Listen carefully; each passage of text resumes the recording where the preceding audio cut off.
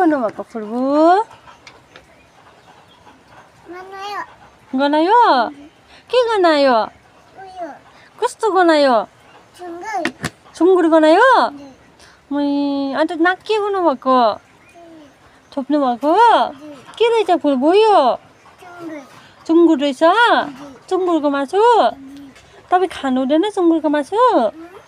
ए किन हौ के चाहियो यो अर्को चाहियो तपाईँ के को चिची खानुहुन्छ मासुको चिची खानुहुन्छ ल बस्नुहोस् अब के गर्नुहुन्छ फुर्बु खेल्नुहुन्छ आम्मा फुर्बुले के खानुभयो भुँडी त हेर्नु त आम्मा पानी आयो